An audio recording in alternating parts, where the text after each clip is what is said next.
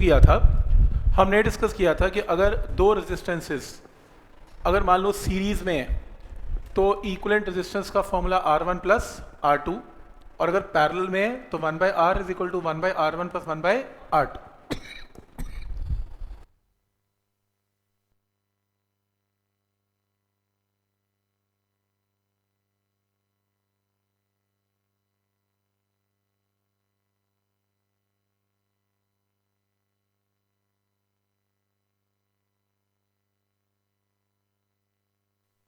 Resistance इस series में है तो R1 प्लस R2, और अगर पैरेलल में है तो ये फॉर्मूला, और इक्विवेलेंट रेजिस्टेंस का ये भी फॉर्मूला अप्लाई किया जा सकता है।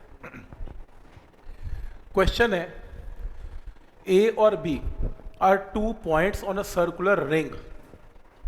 एक ना सर्कुलर रिंग है, इस सर्कुलर रिंग की टोटल रेजिस्टेंस कैपिटल R है, कैपिटल R है। If part AB of the ring subtends an angle of theta at the center of the ring, ये देख रहे हो AB पार्ट है, AB पार्ट ने सेंटर पे एंगल कितना सबटेंड किया, थीटा।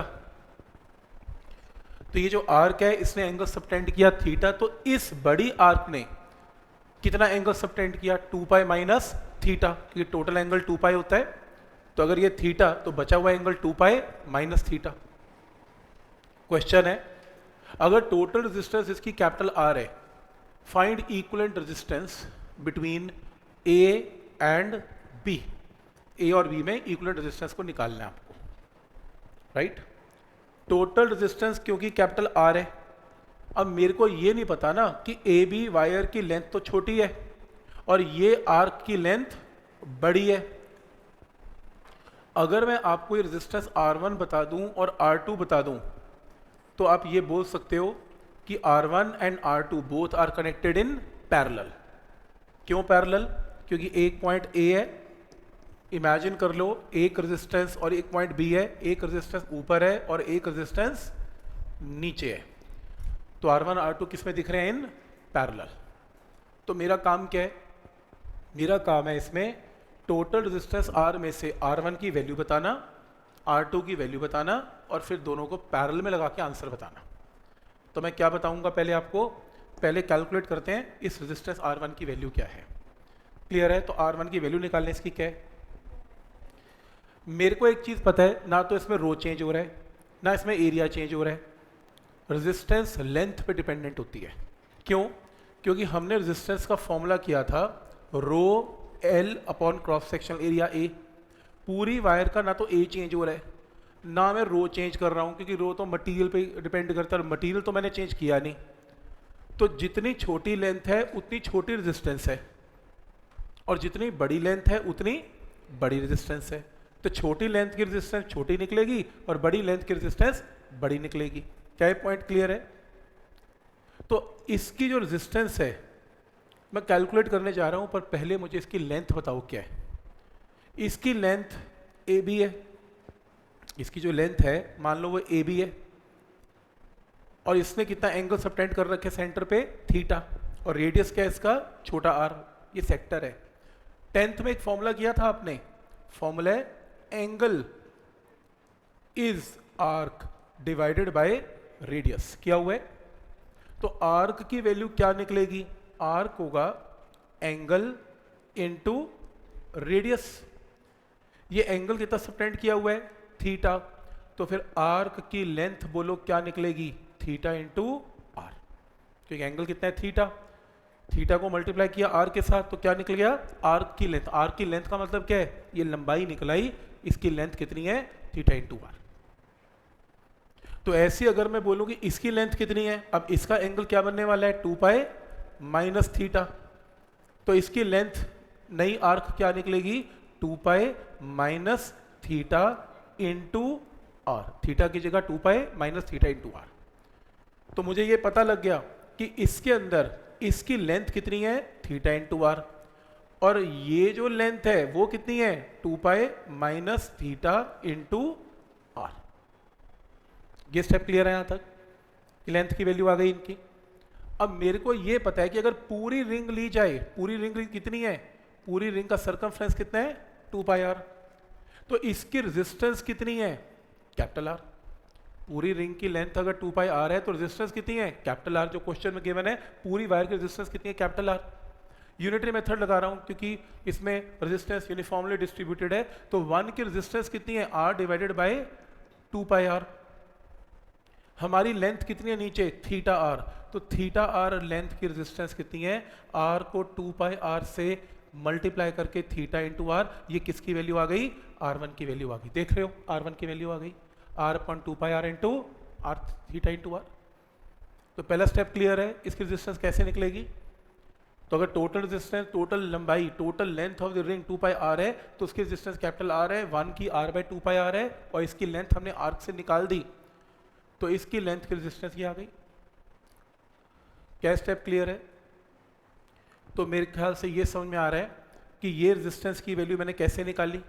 तो फिर इसकी रेजिस्टेंस में क्या करेंगे, जहां थीटा है वहां रिप्लेस कर दो 2 पाई माइनस थीटा, तो इसकी रेजिस्टेंस भी सेम ऐसी आ गई। तो सेम, ये सेम चीज में नीचे और ऊपर में एक ही फर्क है, और वो क्या है, एंगल का फर्क है, नीचे का एंगल थीटा, ऊपर का एंगल 2 पाई माइनस थीटा।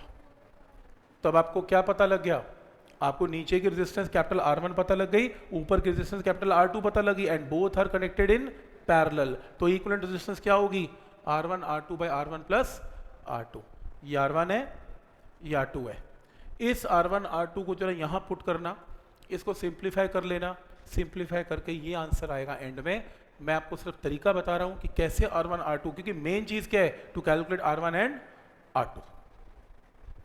ठीक है, तो इस टाइप की प्रॉब्लम को कैसे सॉल्व करना समझ में आता है। First you calculate R1, then calculate R2, then calculate equivalent resistance between R1 and R2 which is equal to R1 into R2 by R1 plus R2। Main चीज है ये निकालना। तो ये स्टेप सबको क्लियर है कि कैसे निकलेगी इसकी रेजिस्टेंस की वैल्यू, पहले लेंथ निकलेगी, फिर रेजिस्टेंस निकलेगी, फिर लेंथ निकलेगी, फिर रेजिस्टेंस निकलेगी। इस क्वेश्चन के बाद जो आपका नेक्स्ट क्वेश्चन है उसको एक बार चेक करते हैं। Electron revolves in a circle of radius given, एक इलेक्ट्रॉन घूम रहा है। अब इलेक्ट्रॉन तो कहीं भी घूम सकता है, इलेक्ट्रॉन तो एटम के अंदर भी घूम सकता है, कहीं भी घूम रहा हो, हमें क्या लेना, उसका रेडियस ये रहा। With a constant speed of v भी पता है, क्या निकालना है, what is electric current it corresponds to, वो इलेक्ट्रॉन घूम के करंट कितना पैदा कर रहा है ये बता दो। इस टाइप की प्रॉब्लम एनसीईआरटी में बहुत आती है। जब एक इलेक्ट्रॉन घूमता है, इलेक्ट्रॉन का चार्ज क्या होता है, q e, और एक चक्कर, इलेक्ट्रॉन मान लो एक चक्कर काट रहा है इन टाइम कैपिटल T, तो अगर आप चार्ज को एक चक्कर के टाइम से डिवाइड करें तो क्या आ जाएगा, कॉरस्पॉन्डिंग करंट आ जाएगा, क्योंकि चार्ज बाय टाइम क्या होता है, करंट होता है। अब चार्ज तो पता है इलेक्ट्रॉन का क्या होता है, टाइम पीरियड क्या होता है, 2 pi r upon v, distance by speed, क्योंकि एक चक्कर का डिस्टेंस कितना होता है सर्कल में, 2 पाई आर, और कितनी स्पीड के साथ घूम रहे हैं, वी। और हमने ये +1 में किया है काइनेमेटिक्स में, टाइम क्या होता है, डिस्टेंस अपॉन स्पीड, तो 2 pi r upon we, we ऊपर चला गया, वी ऊपर गया। अब आपके पास क्या आ गया, आपको चार्ज ऑफ इलेक्ट्रॉन पता है 1.6 इंटू 10 की पावर -19, आपको क्वेश्चन में वेलोसिटी पता है 3.6 इंटू 10 की पावर 6, आपको 2 पाई पता है, और आपको रेडियस भी पता है, यहां से कैलकुलेट करके करंट की वैल्यू आएगी। तो जब भी इलेक्ट्रॉन आज के बाद सर्कल में घूमेगा तो यही स्टाइल है, ये बहुत यूज होता है, याद रखना। आपने E बाय टाइम करना है और टाइम को 2 पाई आर अपॉन वेलोसिटी के साथ सब्स्टिट्यूट करना है। तो समझ में आ रहा है यहाँ तक, क्या इसमें लॉजिक क्या यूज करेंगे, कैसे निकलेगा इलेक्ट्रॉन का करंट, कोई डाउट इसमें, ठीक है। नेक्स्ट है, तो इसकी कैलकुलेशन तो चलो जो न्यूमेरिकल वैल्यू आएगी आएगी, पर पहला स्टेप समझ में आ रहा है, करना क्या है इसमें जो ज़्यादा इंपॉर्टेंट है, स्टार्ट कहाँ से करना है। जैसे ये हमने पहली शीट में कर लिया था जिसमें ड्रिफ्ट वेलोसिटी रेजिस्टेंस के क्वेश्चन हमने किए हुए थे।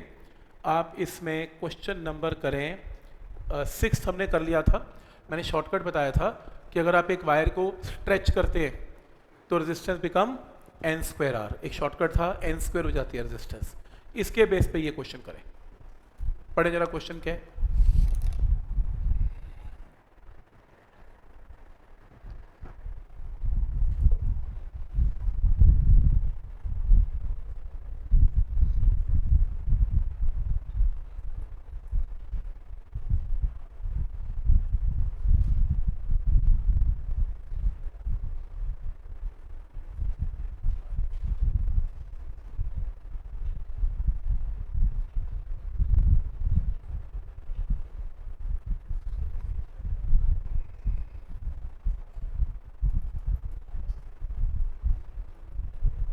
देखो क्वेश्चन है, a wire of uniform cross section has a resistance of 9 ओम। एक वायर की, एक तार की रेजिस्टेंस कितनी है? 9 ohm. It is cut into 3 equal parts. जब एक वायर को काटा जाता है, काट दिया 3 इक्वल हिस्सों में, तो cross section area remains same. वो तो सेम रहेगा एरिया। रेजिस्टिविटी रो भी सेम है। तो रेजिस्टेंस जो है उसका फॉर्मूला क्या होता है? रो एल बाई ए। तो रेजिस्टेंस लेंथ पे डिपेंडेंट है।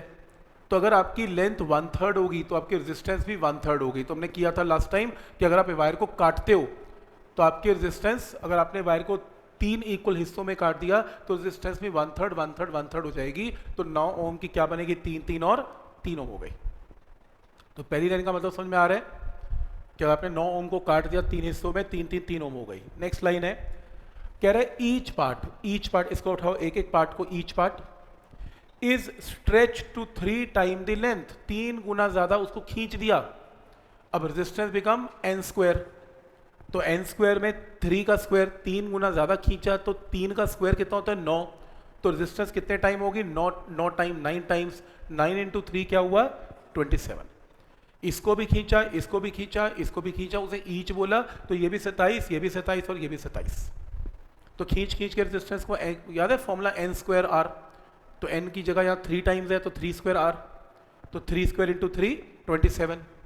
अब वो कह रहे हैं कि इसको खींच के वापस से किस में कनेक्ट कर दिया? In parallel. अब सोचो 27 27 27 अगर पैरेलल में कनेक्ट करोगे तो इक्विवेलेंट रेजिस्टेंस क्या आएगी? 1/r is 1/27, 1/27, 1/27। तो यहाँ से सॉल्व करके क्या आएगा? 3 इंटू 1/27। सॉल्व करो, r की वैल्यू कितनी आ रही है? 9। तो फाइनल आंसर क्या आएगा? 9। तो क्या ये पॉइंट सबको क्लियर है यहाँ तक कि क्वेश्चन को कैसे हैंडल करना है इसमें? ठीक है, नेक्स्ट है, नेक्स्ट क्वेश्चन पढ़ो। 2 wires having same material having same lengths are in the ratio 1:2। Material same का मतलब क्या होता है? रो की वैल्यू दोनों की सेम, रेजिस्टिविटी सेम। लेंथ की रेशियो कितनी है? 1:2 गिवन है। लेंथ की रेशियो 1:2। डायमीटर की रेशियो कितने गिवन है? 2:3। दोनों चीजें दे दी। कह रहे they are connected in series with an accumulator. Accumulator का मतलब होता है बैटरी। बैटरी के साथ सीरीज में लगा दिया। अब सीरीज में क्या चीज सेम रहती है? करंट। सीरीज में करंट सेम रहता है, लेकिन V तो डिफरेंट होता है सीरीज में।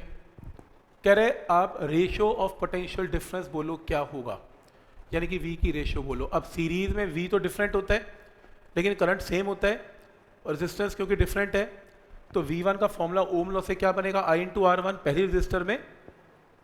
दूसरे रजिस्टर में क्या बनेगा? I into R2। I तो सेम है सीरीज में, तो क्या बनेगा? R1/R2। आपको रेशियो निकालनी है पोटेंशियल डिफरेंस की। पोटेंशियल डिफरेंस की रेशियो का मतलब आपको V1:V2 निकालना है, जो किसके इक्वल आएगा? R1:R2। तो अगर मैं आपको R1-R2 की रेशियो बता दूं तो आपके पास V1-V2 की रेशियो आ जाएगी। अब R1-R2 की रेशियो कैसे निकलेगी इसको एक बार समझते हैं। R1 और R2 की रेशियो निकालने के लिए क्या करना है? रेजिस्टेंस का फॉर्मूला क्या करवाया था? Rho L by area. तो फॉर्मूला R1 रो L1, एरिया क्या होता है? पाई आर स्क्वायर। पर रेडियस को हमने क्या लिखा? डायमीटर बाई 2, तो पाई d square by 4। Second case में रेजिस्टेंस को क्या रखा? Rho L by area. Length second case में L2 और पाई आर स्क्वायर में पाई d 2 स्क्वायर बाय 4। तो यहाँ से रो कैंसिल, पाई बाय 4 से पाई बाय 4 कैंसिल। तो यहाँ से सिंप्लीफाई करके आपके पास क्या आएगा? आपके पास आएगा L1 divided by d1 square d2 square divided by L2। ऐसे क्रॉस मल्टीप्लाई करके ये आएगा। तुम्हारे पास लेंथ की रेशियो तो है L1:L2, क्या पुट करेंगे? हाफ। तुम्हारे पास डायमीटर की रेशियो भी गया है d2/d1 3:2। इसका स्क्वायर आप यहाँ पुट कर लेना, रेशियो आएगी 9:8। तो समझ में आ रहा है करना क्या है? क्योंकि लेंथ की रेशियो है, डायमीटर की भी रेशियो है, तो वहाँ पर लेंथ और डायमीटर की रेशियो को यहाँ पर सब, क्योंकि इसको काटोगे ना, ये cut L1/d1 square d2 square by L2 cross multiply. तो यहाँ से L1 L2 की रेशियो है, d2/d1 की रेशियो है, पुट करके आपके सॉल्व करके आंसर क्या आएगा? 9:8। कॉन्सेप्ट समझ में आ रहा है कि करना कैसे है, लगाना कैसे है कॉन्सेप्ट? ठीक है, कॉन्सेप्ट है सीरीज के अंदर करंट की वैल्यू रिमेन्स सेम। नेक्स्ट है 8 के बाद क्वेश्चन नंबर 9। देख लो 9th, पढ़ो स्टेटमेंट।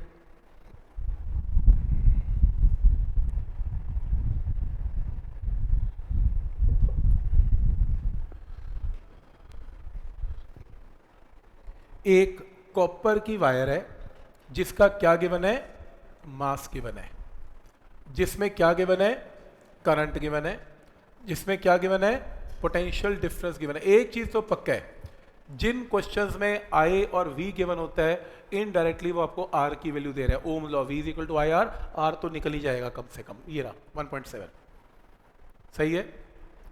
क्या निकालना है, वो कह रहे हैं find the length of area of cross section. एक तो आपको लेंथ निकालनी है और आपको एक क्या निकालना है, area of cross section. If wire is uniformly stretch to double, चलो वो तो बात की बात है, इसको बाद में सॉल्व करेंगे डबल वाला। पहले आप वो कह रहे हैं और गिवन क्या है, density of the copper given है, डेंसिटी पता है और रेजिस्टिविटी भी पता है। रेजिस्टिविटी का सिंबल क्या होता है, रो भी पता है। पहले लेंथ और एरिया निकालते हैं। पहला फॉर्मूला जो मुझे आता है जिसमें रेजिस्टेंस और रो यूज होता है, वो फॉर्मूला क्या है, R is equal to rho L by area. Length मुझे नहीं पता, एरिया मुझे नहीं पता, इतना पता है कि रेजिस्टेंस क्या होता है, वी बाई आई। यहां से क्रॉस मल्टीप्लाई करके एल और एरिया एक तरफ, रो नीचे आ गया, तो V divided by I into rho. V की वैल्यू मुझे दे रहा है 1.7, आई की वैल्यू दे रहा है 1 एम्पियर, रेजिस्टिविटी रो की वैल्यू भी दे रहा है 1.7 इंटू 10 की पावर -8। इन्हें डिवाइड करके किसकी रेशियो आ गई, एल और ए की। मुझे निकालना भी क्या है, एल और ए। अब एक इक्वेशन आ गई एल और ए की, क्लियर है। एक इक्वेशन से दो वेरिएबल तो सॉल्व नहीं हो सकते। एक और चीज दे रहा है क्या, मास। मास क्या होता है, volume into density. Volume into density, rather इसका सिंबल डेंसिटी का रो मत यूज करो, डी यूज करो, क्योंकि रो का मतलब रेजिस्टिविटी है, कंफ्यूजन हो जाएगी। Volume into density.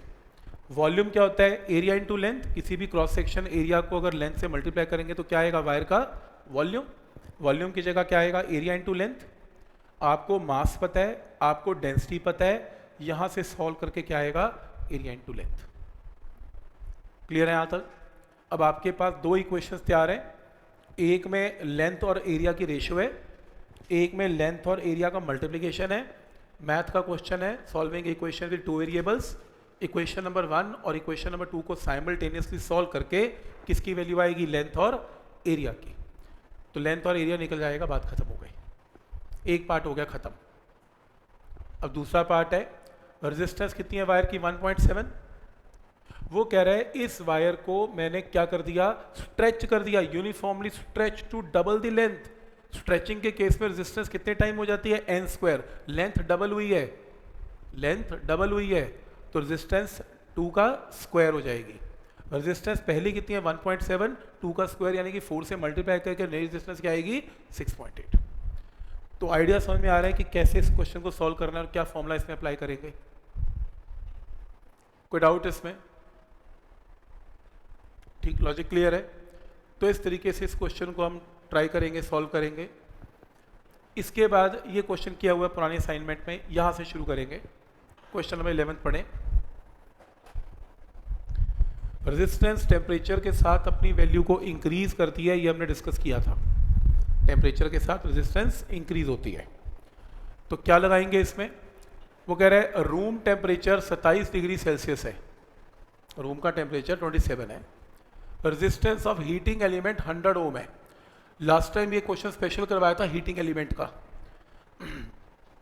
Heating element में क्या है, करंट दौड़ता है और हीटिंग एलिमेंट करंट के दौड़ने से गर्म हो जाता है, टेम्परेचर बढ़ने से रेजिस्टेंस बढ़ जाती है। तो ये वही क्वेश्चन है, हीटिंग एलिमेंट का टेम्परेचर कितना है, 27 डिग्री सेल्सियस है और रेजिस्टेंस कितनी है, 100। What is the temperature of the element, अगर रेजिस्टेंस 117 हो गई, अब हीटिंग एलिमेंट की रेजिस्टेंस बढ़ गई तो किसी ने तो उसमें करंट एंटर करवाया है जिससे कि वो गर्म हो गई। हीटिंग एलिमेंट गर्म हो गया तो उसकी रेजिस्टेंस भी बढ़ गई, तो रेजिस्टेंस कितनी हो गई, 117। और हीटिंग एलिमेंट के केस में मैंने बता दिया था, आप एक ही क्वेश्चन लगाना, दो मत लगाना कि पहले रेजिस्टेंस 100 थी अब रेजिस्टेंस 117 है। अल्फा आपको गिवन है, temperature coefficient of resistance given है, और आपको बताना है कि अब नया टेम्परेचर कितना है हीटिंग एलिमेंट का। रूम टेम्परेचर पहले कितना था, 27, अब टेम्परेचर कितना हो गया, थीटा, तो टेम्परेचर डिफरेंस कितना हो गया, थीटा माइनस 27, सॉल्व कर लेना और थीटा आ जाएगा। तो नई resistance, original resistance, heating element में ओरिजिनल रेजिस्टेंस 100 ही होगी और टेम्परेचर डिफरेंस थीटा माइनस 27, क्योंकि पहले टेम्परेचर 27 था, आपको नया टेम्परेचर बताना है जब रेजिस्टेंस 117 हो गई। तो कैसे फॉर्मूला अप्लाई करना है, बात समझ में आ रही है? मैंने कहा पहले रेजिस्टेंस कितनी है 100, अब कितनी हो गई 117। तो 100 क्योंकि नई रेजिस्टेंस क्या होती है, ओरिजिनल रेजिस्टेंस, ये फॉर्मूला किया था, इनटू चेंज इन टेम्परेचर। अब पहले टेम्परेचर 27 है, अब थीटा है, तो change in temperature theta minus 27। पहले रेजिस्टेंस कितनी है हीटिंग एलिमेंट का 100, अब कितना है 117, गिवन है 100 से 117, आंसर थीटा निकाल लो। पॉइंट समझ में आ रहा है कि क्या लॉजिक है इसमें? अब इसके बाद जो तुमने क्वेश्चन करना है वो यहाँ से शुरू करो, क्वेश्चन नंबर 14, क्योंकि हमने वो कलर कोडिंग भी किया हुआ है, कर लिया था लास्ट टाइम।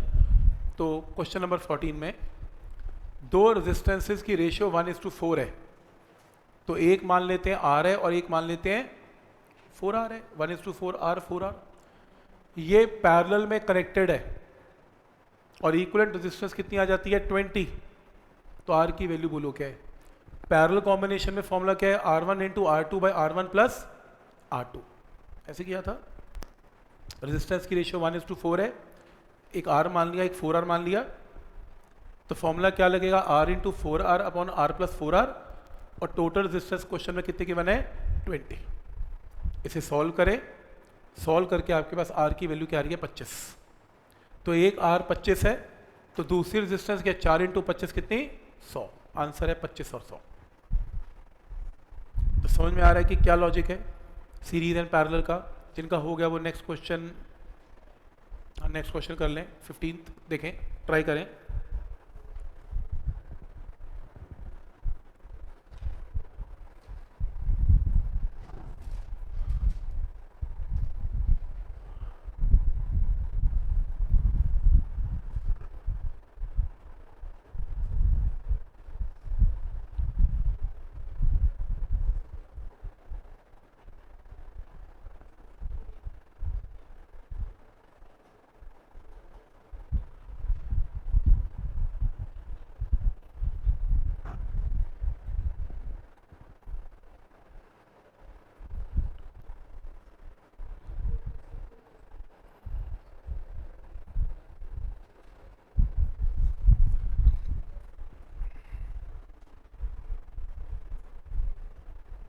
देखो क्या क्वेश्चन है, parallel combination of 3 resistors, 3 resistances हैं, parallel combination takes a current of 5 ampere from 20 volt supply. तो कह रहा है 3 रेजिस्टर्स पैरेलल में है ना, मुझे पता नहीं यार 3 रेजिस्टेंस बस पैरेलल में, इतना मुझे पता है 1, 2 और 3, और बैटरी के साथ कनेक्टेड है, और बैटरी कितने वोल्ट की है 20 वोल्ट की बैटरी है, और ये 5 एम्पियर का करंट सप्लाई कर रही है, राइट। तो मेरे को एक चीज़ बताओ, इन तीनों की जगह अगर मैं एक रेजिस्टर लगाऊं, या मैं थोड़ा और क्लियर डायग्राम बना दूं, ये पहला, ये दूसरा और ये तीसरा, 3 रेजिस्टर्स हैं और ये बैटरी है, बैटरी 20 वोल्ट की बैटरी है, 5 एम्पियर का करंट है। अब वो कह रहा है if 2 resistors and are 10 ohm and 8 ohm, इनमें से 2 तो 10 और 8 गिवन है, फाइंड वैल्यू ऑफ थर्ड, मुझे निकालना है आर की वैल्यू क्या होगी। सही है, ये क्वेश्चन है। अगर मैं इन तीनों को सॉल्व करूं तो मेरे पास इक्विवेलेंट रेजिस्टेंस आएगी, लेकिन इक्विवेलेंट रेजिस्टेंस निकालने का एक और भी तरीका वैसे बता दूं। इन तीनों का इक्विवेलेंट रेजिस्टेंस मान लो आर डैश है, कुछ भी आ गया, तीनों की जगह एक रेजिस्टेंस लगा दी आर डैश, मान लो इनको सॉल्व करके मैंने एक लगा दी, तो मेरे पास क्या आएगा, मेरे पास 5 एम्पियर का करंट, ये डायग्राम बन जाएगा। मान लो 3 की जगह 1 लगा दी, मतलब मैंने ये लिख दिया आर इक्विवेलेंट है, मान लो आर इक्विवेलेंट लगा दिया। अगर मैं इसमें ओम्स लॉ लगाऊं तो 20 = I × R इक्विवेलेंट लगा लूं, V = IR, तो यहां से R इक्विवेलेंट की वैल्यू क्या आएगी 4 ओम। तो एक शॉर्टकट है, जब भी आप टोटल वोल्टेज को टोटल करंट से डिवाइड करेंगे तो टोटल रेजिस्टेंस ही आ जाएगी। मैं रिपीट कर रहा हूं, जब आप टोटल वोल्टेज को टोटल करंट से डिवाइड करेंगे तो सर्किट की पूरी टोटल रेजिस्टेंस आ जाएगी। और देखो ना, आपने यही तो किया, टोटल वोल्टेज को टोटल करंट से डिवाइड करके टोटल रेजिस्टेंस 4 निकाल दिया। अब आपको ये पता लग गया कि ये तीनों पैरेलल में है, क्वेश्चन में गिवन है। तो इक्विवेलेंट रेजिस्टेंस का फॉर्मूला क्या होता है? 1/10, 1/8, 1/R। और टोटल रेजिस्टेंस मैंने निकाल ली ऑलरेडी, कैसे? डिवाइड करके, सॉल्व करके R can be calculate answer, third resistance की वैल्यू आएगी। तो आइडिया समझ में आ रहा है? टोटल वोल्टेज को टोटल करंट से डिवाइड करके क्या आएगी? Total resistance. तो एक तरीके से आपको 3 रेजिस्टेंसेस पैरेलल में गिवन है, 2 उसने दे दी, तीसरी पूछ रहा है, और इक्विवेलेंट आपने निकाल ली। तो इक्विवेलेंट रेजिस्टेंस में पुट कर दो 4, ये आपको पता नहीं, ये आपको पता है, पुट करके आंसर। तो आइडिया समझ में आ रहा है कि कैसे इस क्वेश्चन को सॉल्व किया जा रहा है।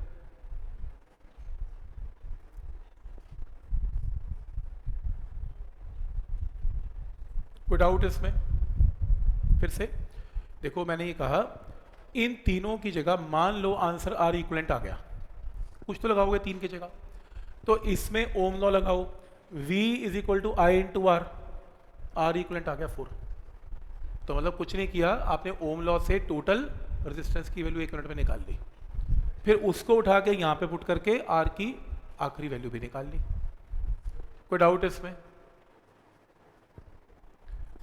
15 के बाद क्वेश्चन नंबर 16।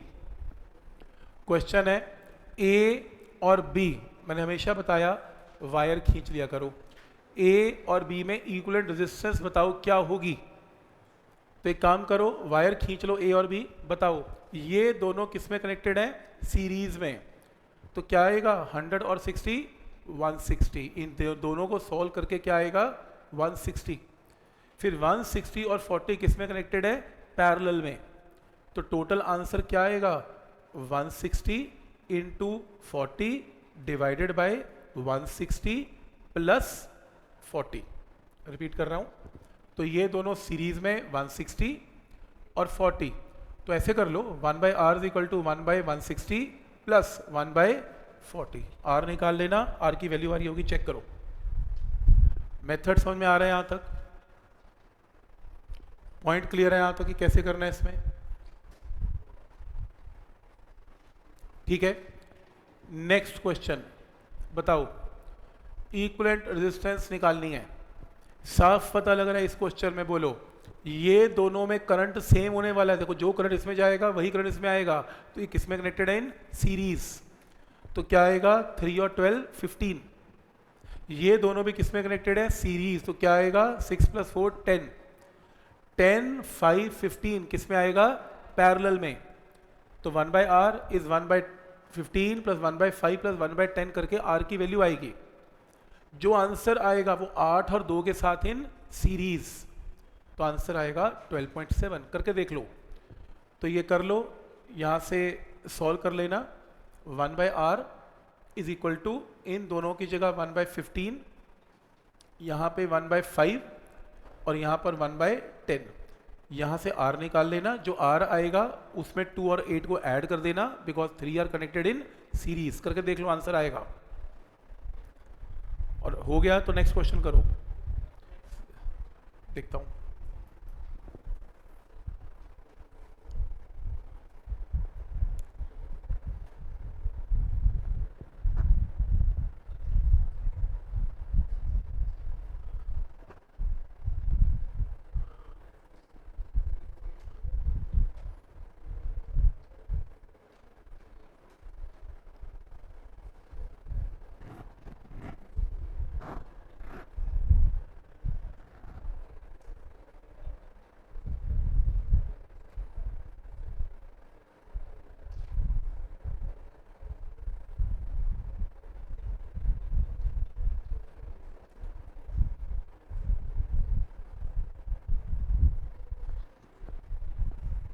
ठीक है, आ गया आंसर। तो इसको सॉल्व करके जो आंसर आएगा उसमें 2 और लास्ट रेजिस्टेंस 6 को ऐड कर देना आंसर। चल नेक्स्ट बोलो क्या करोगे। नेक्स्ट में बताओ, ये 6 और 2 किस में है? In parallel. ये देखो नेक्स्ट में 6 और 2 पैरेलल में, जो आंसर आएगा 3.5 के साथ इन सीरीज में। ये दोनों पैरेलल में, इसके साथ सीरीज में, जो आंसर आएगा इसके साथ इन पैरेलल में, जो आंसर आएगा इसके साथ इन सीरीज में। करके देख लो आंसर आ रहा है कि नहीं आ रहा, चेक कर लो। पैरेलल में लगाओ, 6 और 2 पैरेलल में 6 इंटू 2/6 प्लस 2, जो आंसर आएगा 3.5 उसमें ऐड करो, चेक करो, वेरीफाई करो आंसर।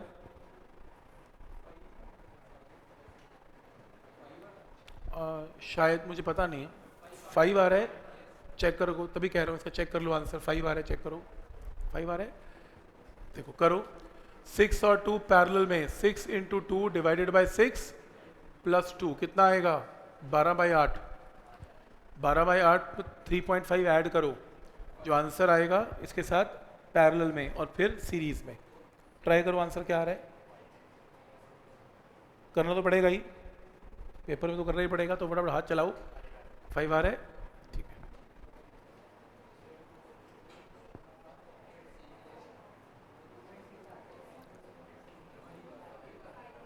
फाइव आ रहा है, ठीक है, इसकी करेक्शन 5 कर लेना, ठीक है। यहां तक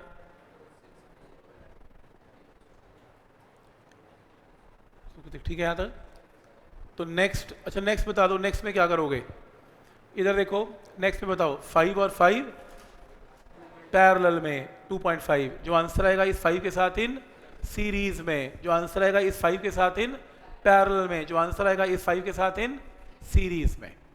सही, यहां तक पैरेलल सीरीज, पैरेलल सीरीज हो जाएगा। नेक्स्ट बोलो, ये दोनों किसमें 3 और 3 सीरीज में, नेक्स्ट 2 और 2 सीरीज में, फिर जो आंसर आएगा 6 और 4 पैरेलल में, फिर 2 और 2 सीरीज में, 3 और 3 सीरीज में, ये आपस में जो 3 आएंगे वो आपस में सीरीज में। जो भी टोटल रेजिस्टेंस आएगी, बैटरी की वोल्टेज 6 है, आपको करंट बताना है, तो आप V = IR 6 को टोटल रेजिस्टेंस से डिवाइड कर देना, करंट आ जाएगा। समझ में आ रहा है कि कैसे करना है इसे, तो ट्राई करने हैं सारे क्वेश्चन, आराम से बैठ के ट्राई करना, आंसर्स आएंगे इसके। कोई डाउट इसमें, ठीक है। ये लो, इस क्वेश्चन को ध्यान से देख लो। इस क्वेश्चन के अंदर आपको A और B में क्या निकालनी है, इक्विवेलेंट रेजिस्टेंस। ध्यान से, मैंने इसका ट्रिक बताया था, क्या, मान लो इस जंक्शन का पोटेंशियल V0 है, मान लो अपने मन से V0 है, ध्यान आगे प्लीज। मान लो इस जंक्शन का पोटेंशियल V1 है, कुछ भी V1 है। अब इस वायर की कोई रेजिस्टेंस नहीं है, और जिन वायर की रेजिस्टेंस नहीं होती उनके हर पॉइंट पर पोटेंशियल्स क्या रहते हैं, सेम। तो याद रखना, इस वायर की कोई रेजिस्टेंस नहीं है, तो इस और इस कोने का V क्या हो जाएगा, सेम। पर इसका सेम नहीं होगा, क्योंकि बीच में क्या आ रही है, रेजिस्टेंस। तो मुझे ये बताओ, पोटेंशियल डिफरेंस इसके अंदर क्या है, V1 - 0, और पोटेंशियल डिफरेंस इसमें क्या है, V1 - 0। तो पोटेंशियल डिफरेंस दोनों में एग्जैक्टली सेम है, तो they are connected in parallel. Potential difference same होता है, वोल्टेज सेम होती है पैरेलल में, तो पैरेलल। तो बोलो 8 और 8 पैरेलल में क्या आएगा, 4। सही है। और मैंने कुछ नहीं किया, ना मैंने A को छेड़ा ना मैंने B को छेड़ा, मैंने इनकी जगह 8 × 8/8 + 4 लगा दिया। ना मैंने इसको छेड़ा ना मैंने इसको छेड़ा, एज इट इज लगाया हुआ है, देख लो आपके सामने, कुछ नहीं किया। मैंने सिंपली इन दोनों की जगह 4 लगा दिया, ना इसको छेड़ा ना इसको छेड़ा। क्या ये पॉइंट क्लियर है? तो ये 4 लगा दिया, 4 और 4 और 12। अब ये दोनों किस में कनेक्टेड है, सीरीज में, और जो आंसर आएगा 12 के साथ इन पैरेलल में। तो 4 और 4 सीरीज में 8, 8 और 12 पैरेलल में। नेक्स्ट आंसर क्या आएगा, 4.8। समझ में आ रहा है कि लॉजिक क्या है, इसको कैसे करना है सॉल्व, ठीक है यहां तक, सुकृति ठीक है। अच्छा ये देखो, मिलता जुलता क्वेश्चन फिर से आ गया। इस बार A और B के बीच में इक्विवेलेंट रेजिस्टेंस निकालनी है। तरीका यही रहेगा क्या, मान लेते हैं इसका पोटेंशियल V0 है, कुछ भी मान लो V0 है, इसका पोटेंशियल जो है, इसका पोटेंशियल V0 है, इसका मान लो पोटेंशियल V है। अगर ये V है तो इसमें कोई रेजिस्टेंस नहीं है, तो इसका भी क्या हो गया V। इसमें कोई रेजिस्टेंस नहीं है, इसका भी क्या हो गया V। इसमें कोई रेजिस्टेंस नहीं है, इसका भी क्या हो गया V। अब पोटेंशियल डिफरेंस इन दोनों में क्या है, V - V0। इन दोनों में क्या है, V - V0, V - V0, V - V0। चारों के चारों किस में कनेक्टेड है, इन पैरेलल, क्योंकि पोटेंशियल डिफरेंस की वैल्यू चारों में एग्जैक्टली सेम है। V - V0, V - V0, V - V0 और V - V0। 10 10 10 10 पैरेलल में, आंसर 2.5 आ जाएगा। मेथड समझ में आ रहा है कि कैसे सोचना है ऐसे पैरेलल कॉम्बिनेशन? सही, कोई डाउट इसमें? नेक्स्ट बताओ, 12 6 और 4 किस में? पैरेलल में। जो आंसर आएगा 3 के साथ इन सीरीज में। निकालना क्या है? Potential difference.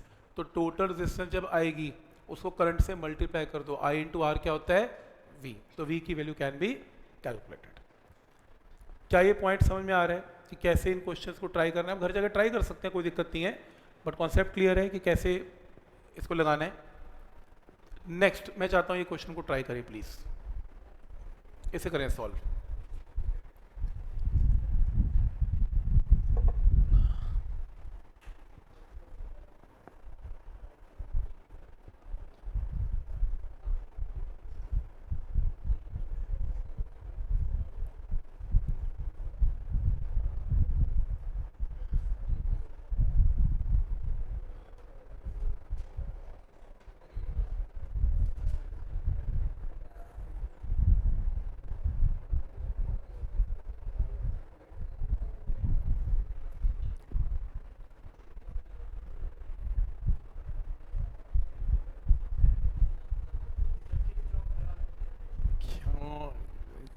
बच्चों की जान लेगा कि छोड़ यार आराम से कर ले इसको, कि तो आसान है।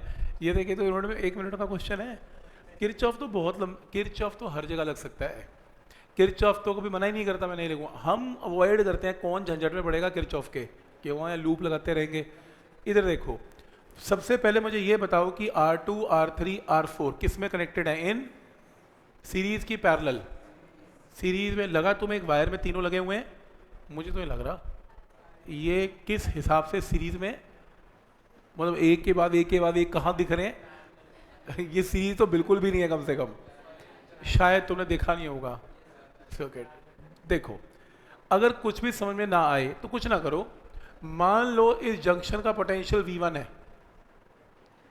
अगर ये V1 है, इसमें कोई रेजिस्टेंस नहीं है, तो ये भी क्या हो जाएगा? V1 है। मान लो इस जंक्शन का पोटेंशियल V2 है और इसमें कोई रेजिस्टेंस नहीं है, तो इसका पोटेंशियल भी V2 है। पोटेंशियल डिफरेंस बोलो V1 minus V2, potential difference V1 minus V2, potential difference V1 minus, तो ये पैरेलल कॉम्बिनेशन है, क्योंकि तीनों के तीनों में पोटेंशियल डिफरेंस एग्जैक्टली सेम है। मतलब ऐसे चेक किया जा सकता है। तो मैं क्या करता हूँ, मैं ना इसका डायग्राम थोड़ा बेटर बना लेता हूँ। मेरे पास ये एक बैटरी है जिसमें EMF की वैल्यू 4.75 वोल्ट है। ये एक रजिस्टर है R1 की वैल्यू कितनी है? 100 ओम है, और साथ में ये 3 रेजिस्टेंसेस पैरेलल में है। तो मैंने अपना डायग्राम थोड़ा मॉडिफाई करके बना रहा हूँ। ऐसा डायग्राम पसंद नहीं मुझे, ऐसा बना लूँ। R1 8 पैरेलल में, R2 की वैल्यू कितनी है? 50 ओम है, R3 की वैल्यू कितनी है? 50 ओम है, और लास्ट वैल्यू कितनी है इसमें? R4 कितना है? 75 ओम है। आपको हर ब्रांच में करंट बताना है, ये क्वेश्चन है। हर सिस्टम में करंट बताना है। मुझे पहले ये बताओ इसको सॉल्व करने के लिए सबसे पहले ये बताओ कि इसमें E की वैल्यू कितनी है? 4.75। रजिस्टर यहाँ पर कितनी है? 100 ओम।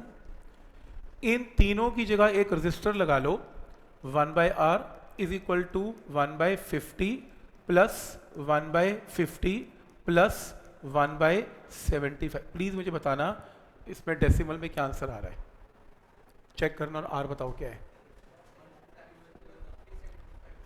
फ्रैक्शन बताना जरा क्या आ रहा है। 1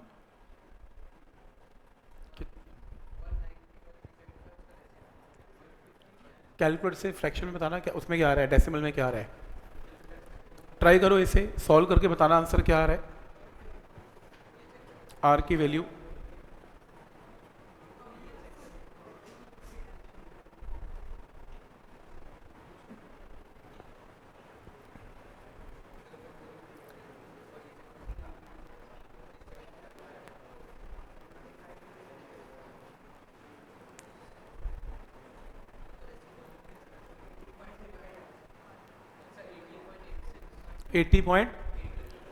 18.8 ओके, और एक आंसर आने दो। 18.75 ओके, 18.8 के आसपास, ठीक है चलो। 18 पॉइंट आपका क्या है? 18 पॉइंट, हाँ करो 75 ठीक लग रहा है यार, इसमें थोड़ा 100 में ऐड करते हुए 5 का डेसिमल ठीक लग रहा है। 18.75 के आसपास ले लेते हैं, ठीक है ठीक है, कुछ ऐसा आएगा। यहाँ तक क्लियर है?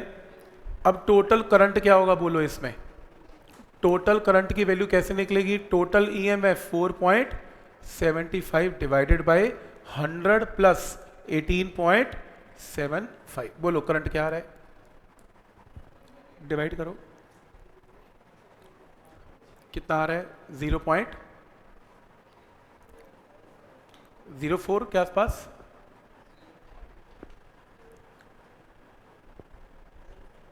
करो सॉल्व, कैलकुलेटर से कर दो, बताओ कितना आंसर है।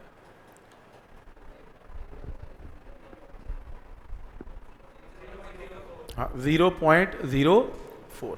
ये मत समझना कि मैं बहुत होशियार हूँ, हाँ पिछले बैच का याद है मुझे आंसर 0.04। कहीं सोचोगे यार सर तो ओरल कैलकुलेशन कर दे, मैं कुछ नहीं करता, उनसे भी सॉल्व करवाया, आंसर याद था 0.04, ठीक है। तो एक आंसर क्या आ गया? 0.04 एम्पियर, राइट क्लियर है? तो यानी कि यहाँ पे करंट कितना आ गया? 0.04 एम्पियर। कोई डाउट इसमें? सही है, कोई डाउट इसमें? अब मुझे एक बात बताओ, अगर ये 0.04 है तो इसमें वोल्टेज कितनी है? मल्टीप्लाई कर दो, कितना आएगा? 4 volt. V is equal to I R, 4 volt आ गया। अब मुझे ये बताओ कि 4.75 तो टोटल वोल्टेज है, 4 वोल्ट तो ये रह गया, ले गया, बाकी कितना लेके गए? 0.75 वोल्ट। 4.75 में से इधर देख लो, ये लो इधर देख लो, यहाँ कर देता हूँ, यहाँ पे क्या आ गया? 4 वोल्ट आ गया, मानते हो?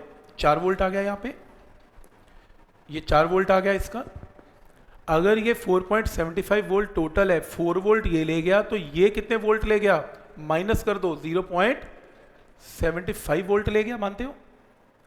क्योंकि V तो डिवाइड हो जाता है ना सीरीज में, दोनों सीरीज में। तो 4.75 में से 4 ये ले गया, 0.75 ये ले गया। अब ये रजिस्टर किसका बना हुआ है? इन तीनों का, कनेक्टेड इन पैरेलल। और पैरेलल में क्या चीज सेम रहती है? वोल्टेज। इससे पूछो तेरी वोल्टेज कितनी है, ये क्या बोलेगा? 0.75। तो इन तीनों के ऊपर भी 0.75 वोल्ट, 0.75 वोल्ट, 0.75 वोल्ट, क्योंकि वोल्टेज की वैल्यू तीनों में क्या रहती है? पैरेलल में सेम। तो हमने यहां से वोल्टेज पूछ ली, और ये रजिस्टर किसका बना हुआ है? इन तीनों का, कनेक्टेड इन पैरेलल, तो पैरेलल में V सेम। अब इसका करंट निकालना है, ओम्स लॉ लगाओ, V is equal to I R, इसका करंट आएगा, V is equal to I R, current आएगा, V is equal to I R, इसका करंट आएगा। तीनों के करंट कैन बी कैलकुलेटेड।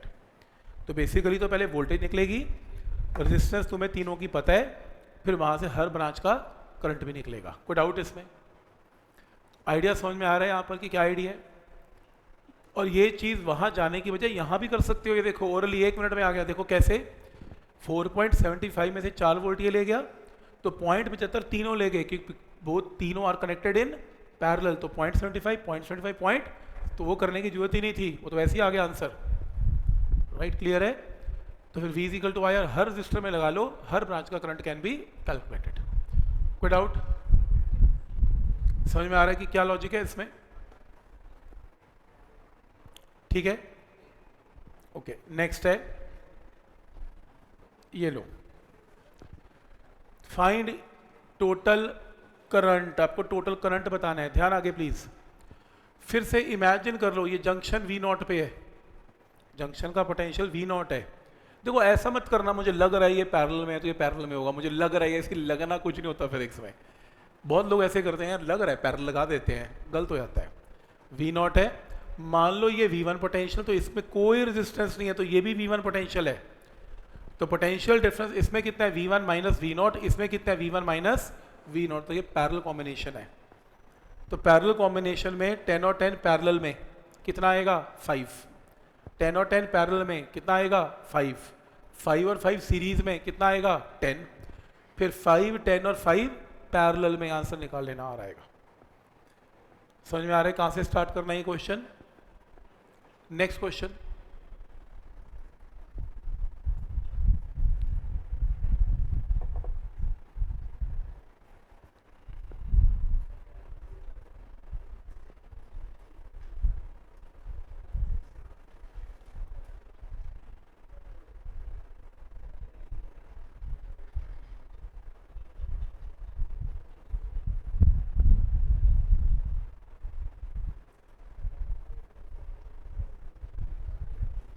देखो क्वेश्चन है EMF of the cell is 1.5 volt, तो ईएमएफ की वैल्यू कितनी है 1, तो ये V नहीं है, ये E है। Connecting 14 ohm resistance across the cell, ये क्या गिवन है, एक्सटर्नल रेजिस्टेंस है capital R। Terminal potential difference become 1.4, ये क्या गिवन है, V गिवन है। याद है हमने कहा, डिस्कस किया था, एक सेल का E होता है, लेकिन बाहर जब वो करंट बाहर निकालता है तो उसमें क्या बाहर निकलता है, V। और हमने एक फॉर्मूला किया था इंटरनल रेजिस्टेंस का, ये डेरिवेशन की थी। और क्वेश्चन में क्या गिवन है E, क्वेश्चन में क्या गिवन है V, क्वेश्चन में क्या गिवन है कैपिटल R, पूछ रहे हैं इंटरनल रेजिस्टेंस क्या होगी, लगाओ फॉर्मूला आंसर। और अगर ये फॉर्मूला आप भूल गए कोई टेंशन नहीं, तब भी एक शॉर्टकट है हमारे पास, वो क्या, अगर फॉर्मूला भूल गए तो एक फॉर्मूला तो सबको आता ही है, क्या, V is equal to E minus IR। आपको V की वैल्यू 1.4 गिवन है, आपको E की वैल्यू 1.5 गिवन है, आपको स्मॉल r निकालना है। अगर मैं करंट बता दूं स्मॉल r आ जाएगा। और V निकालने का एक और तरीका था, ये तरीका था, याद करो। अब आपको V की वैल्यू 1.4 पता है, कैपिटल R की वैल्यू इसमें 14 पता है, सॉल्व करके क्या आएगा I, इस I को यहाँ पुट करके स्मॉल r निकाल लेना। बाई चांस अगर आप वो फॉर्मूला भूल गए, वैसे तो भूलने का मतलब ही नहीं है यार, +2 का बच्चा पढ़ेगा नहीं तो क्या करेगा, ये तो मेरे को भी याद है, तुम्हें भी याद होना चाहिए, E/V - 1 इंटू कैपिटल R। बहुत सही तरीका है ये, कैपिटल R और स्मॉल r का एक ही रिलेशन है इसमें, पुट करो आंसर। नहीं याद रहा तो फिर ये लगा दो, दोनों फॉर्मूला तो आपको आते ही हैं, इसमें से कुछ ना कुछ तो निकल ही आएगा। समझ में आ रहा है यहाँ तक, कोई डाउट इसमें? ठीक, नेक्स्ट क्वेश्चन है ये रहा, पढ़ो।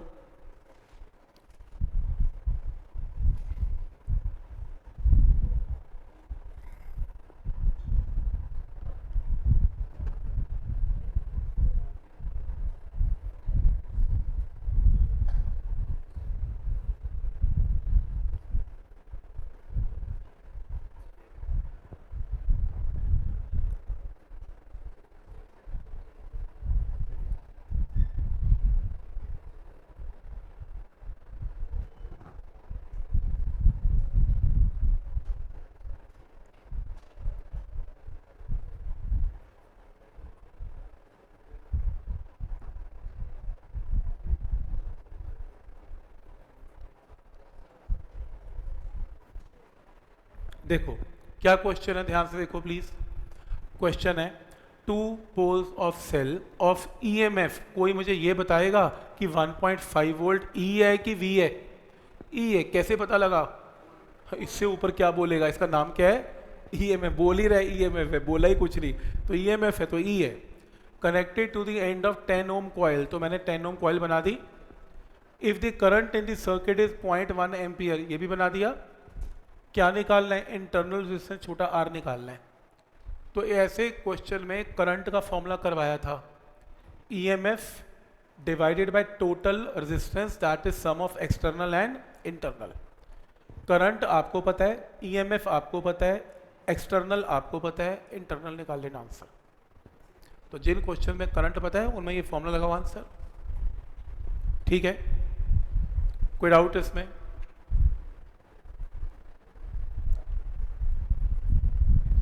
ठीक, अगला क्वेश्चन ट्राई करें प्लीज। नेक्स्ट क्वेश्चन ट्राई करना है, सेम है, सेम फॉर्मूला लगेगा, एक बार चेक करो। सेम बनाओ, इसका डायग्राम बना लो, चाहे कोई बात नहीं, डायग्राम बना लो। दो केस हैं इसमें, एक नहीं, इसमें 2 केस हैं। बनाओ क्वेश्चन नंबर 28 बनाओ।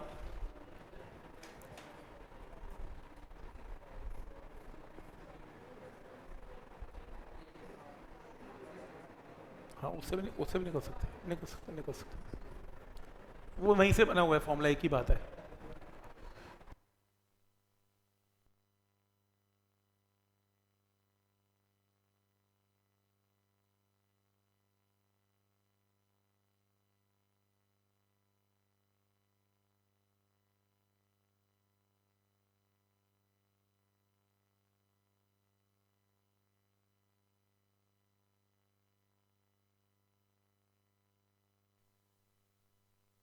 ऐसे करेंगे, देखो, if a battery of 6.6 volt can supply a current of 3 ampere through a resistance of 1.8 ओम, तो एक काम करते हैं, केस नंबर 1, एक बैटरी लेते हैं, 6.6 वोल्ट की बैटरी है, ये सप्लाई करती है करंट कितना, 3 एम्पियर करंट, किसे, एक रजिस्टर को, कितना, 1.8 ओम के। यही बात हुई।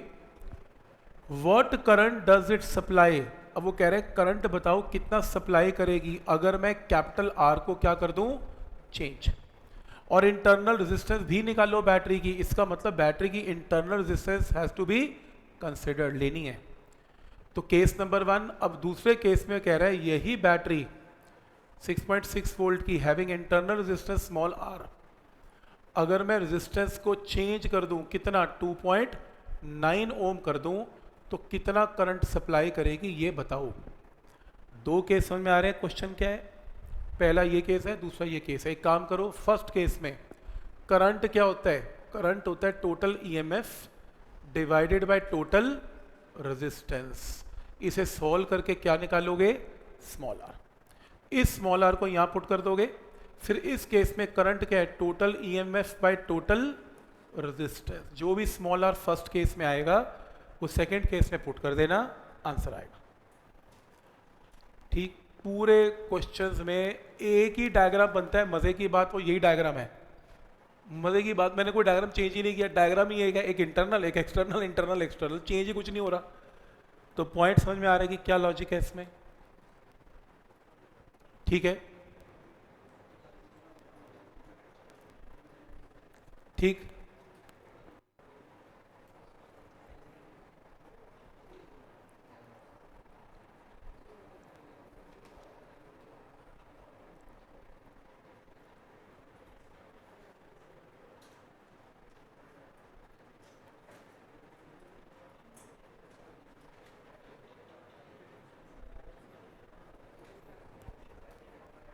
नेक्स्ट क्वेश्चन करें प्लीज।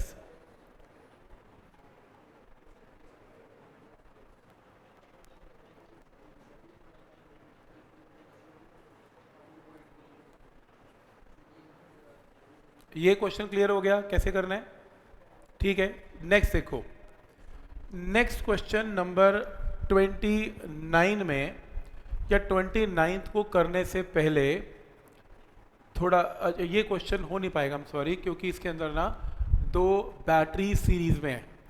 हमने रेजिस्टेंसेस सीरीज और पैरेलल तो सीखा, पर हमने बैटरी सीरीज पैरेलल नहीं सीखा। वो टॉपिक नेक्स्ट लेक्चर का काम है, ये असाइनमेंट में जल्दी डल गया, इसको छोड़ दो अभी, ठीक है, इसको छोड़ दो।